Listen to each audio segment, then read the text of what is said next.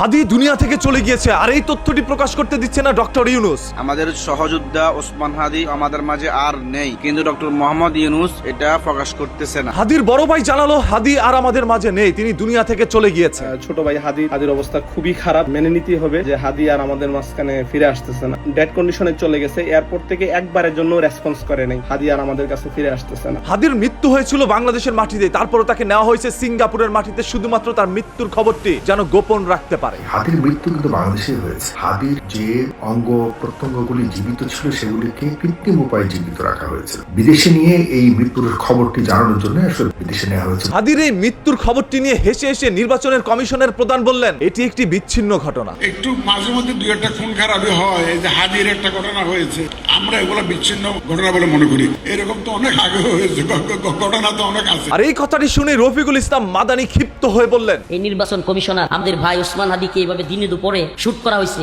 এই লোক দাঁত কেলায় বলতেছে নির্বাচনের আগে এই ধরনের ঘটনা হয়, খুন খারাপি হয়, তাইলে ওটার একজন শুট করে দিলে তাইলে হয়, যেহেতু এটারও শুট করে দে। আমার মনটা চাই ওর হাসি দেখা ওর দাঁতের মধ্যে একটা গুলি করে দেয়। নির্বাচন কমিশনারের প্রধান থেকে শুরু করে উচ্চ পর্যায়ে রাজনৈতিক দলের কাছে মনেই হচ্ছে হাদির বাংলাদেশের জন্য কোনো অবদান নাই। হাদি একটি নিম্নবিত্ত পরিবার থেকে উঠে এসেছে, ও একটা ফকির। এই ফকিরকে নিয়ে কারো কোনো মাথা ব্যথা নাই। সাউয়াসেরা হাদির সাউয়াসের লোকারা, উকিল সাহেব মামলা করবে আয়না খুঁজে ধারা। এর প্রতিবাদে হাদির বন্ধু কি বলেছিল, এই সুশীল সমাজগুলোকে একটা একটা ধরে সাউয়াকে কাউয়াকে খাওয়াইতে হবে, নইলে এই সমাজ শেষ হয়ে যাবে। এগুলো এক একটা হারামির বাচ্চা, এক একটা ভারতীয় দালাল। হ্যাঁ, এই ভারতের দালালগুলোকে যথাসম্ভব দ্রুত এখনই চিহ্নিত করে ধরে নিয়ে আসুন। হাদির এই মৃত্যুতে বাংলাদেশের এক অশ্লীল মডেলও কি বলছে দেখেন। এই হাদি কদিন আগেই মাইক্রোফোনের সামনে চিৎকার করে বলছিল কার কি যেন ছিঁড়ে ফেলবে, এখন দেখি তারটাই ছিঁড়ে গেছে। হ্যাঁ, এই কথাগুলো এই জন্যই বলেছে কারণ হাদির মতো মানুষ যদি একবার এদেশের এমপি হইতে পারে তাহলে যেখানে সেখানেই তারা কাপড় খুলতে পারবে না, বন্ধ হয়ে যেতে পারে তাদের চামড়া ব্যবসা। আর এটারই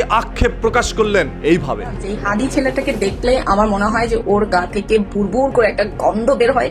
100% নিশ্চিত যে ওর মুখ থেকে গন্ধ বের হয়। হাদি যে রাষ্ট্রের জন্য কতটা গুরুত্বপূর্ণ সেটা তাদের কাছে মুখ্য বিষয় নয়, তবে হাদি যে বাংলাদেশের সুবিধা বঞ্চিত মানুষের মনের কথা বলতে গিয়ে বৃষ্টিতে ভিজে রোদের মধ্যে পুরে কঠোর পরিশ্রম করে যাচ্ছিল, নিজের জীবনের প্রতি কখনো পরোয়া করে নাই সেটার দিকে না তাকিয়ে তার শরীরের সেই ঘামের দুর্গন্ধের দিকে তাকিয়েছে এই ধরনের অশ্লীল মহিলারা। আজ এরা সোশ্যাল মিডিয়ায় খদ্দের জোগাতে এসে ধ্বংস করেছে এই সোশ্যাল মিডিয়াটাকে। রাষ্ট্র ভারত আর ভারতের জনগণ এই দুটো একদম দুটো ভিন্ন ভিন্ন এন্টিটি। ভারতের জনগণ আমাদের বন্ধু। এইবারও কলকাতার ভাই বোনেরা আমাদের জুলাই আন্দোলনে সেখানে নেমেছে, মিছিল করেছে। আসলে হাদি ভাইয়ের কথাটি সম্পূর্ণ সঠিক। রাষ্ট্র ভারত আর ভারতের নাগরিক দুইটি কিন্তু দুই জিনিস। আমার এই ভিডিওটি ভারত থেকে অসংখ্য মানুষ দেখে, তারা আমাকে সাপোর্ট করে ফলো করে রেখেছে। তারাই হচ্ছে ভারতের নাগরিক, আর রাষ্ট্র ভারত হচ্ছে সম্পূর্ণ বাংলাদেশ বিরোধী। তারাই চায় বাংলাদেশের ভূখণ্ডটাকে তাদের নিজেদের করে নিতে। তাই ভারতের নাগরিক কখনোই আমাদেরকে শত্রু ভাবে না, শত্রু ভাবে রাজনৈতিক মহলগুলো শুধুমাত্রই তাদের স্বার্থে। বিগত 16 বছরে সেটা শুধু আওয়ামী শাসন ছিল না,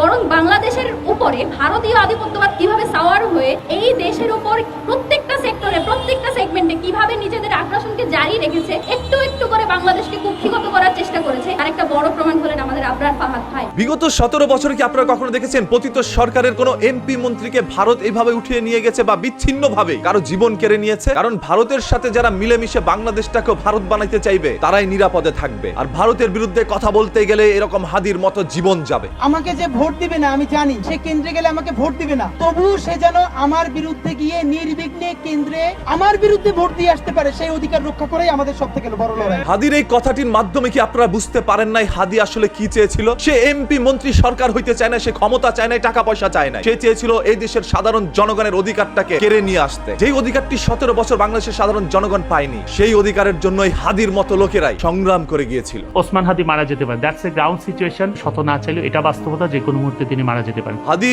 আমাদের সবাইকে ছেড়ে চলে গিয়েছে। হাদির এই মৃত্যুতে আমরা সবাই যেই রকম শোকাহিত, সেই রকম পুরো বাংলাদেশের নাগরিক আজ লজ্জিত। আমরা 18 কোটি মানুষ একজন হাদিকে বাঁচাতে পারি নাই, তাহলে আমরা কিভাবে অন্য হাদিদেরকে বাঁচাবো? হাদির পরেই যখন হাসনাতের উপরে তাদের টার্গেট চলে যায়, আমাকে মাইরা ফেলবে বলতেছে না, মাইরা ফেললে বলছে আমাকে ঢাকায় থাকতে। এরপরও হাসনাতকে এখনো কোনো প্রোটেকশন দেওয়া হচ্ছে না। তাহলে কি আমরা হাসনাত আব্দুল্লাহকেও হারাতে যাচ্ছি? আমি চাই এবারের ভোটটা আপনাদের ছেলেকে দেন, আপনার ছেলে হাসনাত আব্দুল্লাহকে দেন। হাসনাত এমপি মন্ত্রী হইতে পারুক আর না পারুক, ইতিমধ্যেই হাসনাত আব্দুল্লাহ বিদ্রোহীদের নেতা যারা জুলাই আন্দোলনের সাথে হাসনাতের পাশে ছিল, তারা যে রঙিন স্বপ্নটি দেখেছিল ওসমান হাদিকে নিয়ে, ওসমান হাদির চলে যাওয়ায় আজ সকল মানুষগুলো হাসনাত আব্দুল্লাহর দিকে তাকিয়ে আছে। আমরা আরো একজন একজন হাদির মতো হাসনাত আব্দুল্লাহকেও হারাতে চাই না। এই ভারতের যে সন্ত্রাসগুলো কদিন পরে পরে আমাদের দেশে ছেড়ে দেয়, বাংলাদেশের সন্ত্রাসগুলো ভারত আবার পাহারা দেয়, ট্রেনিং দেয়, অর্থ দেয়, দিয়ে বাংলাদেশে কদিন পর ছাড়ে। হ্যাঁ, যেহেতু ভারতের বিরুদ্ধে কথা বলতে গিয়ে জীবন গিয়েছে ওসমান হাদির, আজ হাসনাত আব্দুল্লাহ ভারতের বিরুদ্ধে কথা বলছে, তাহলে কিভাবে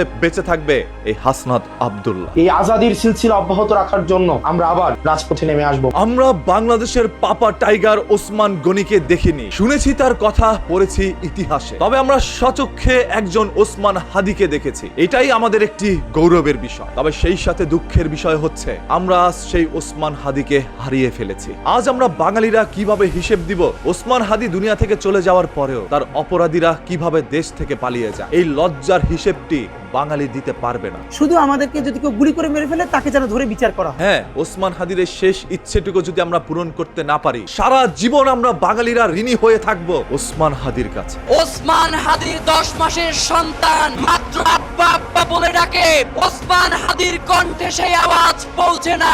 আমরা ঘোষণা করছি, আওয়ামী সন্ত্রাসীদের কোন সন্তানের আব্বা আব্বা ডাক আমরা তাদের কাছে পৌঁছাইতে দেব না। আমরা আমাদের জীবন থাকতে বাংলাদেশের মাটিতে ভারতীয় আধিপত্যবাদ থেকে শুরু করে আর কোন বিদেশি আধিপত্যবাদ, হাসিনা এবং ফ্যাসিবাদকে মেনে নিব না। এবং আমরা যদি শহীদ হয়ে যাই, আমাদের সন্তানেরা লড়বে, তার সন্তানেরা লড়বে, কিয়ামত পর্যন্ত বাংলাদেশ নামক জমিন যতদিন বেঁচে থাকবে ততদিন পর্যন্ত আজাদির সন্তানেরা লড়াই করবেই করবে। ইনকিলাব জিন্দাবাদ। ইনকিলাব ইনকিলাব ইনকিলাব ইনকিলাব।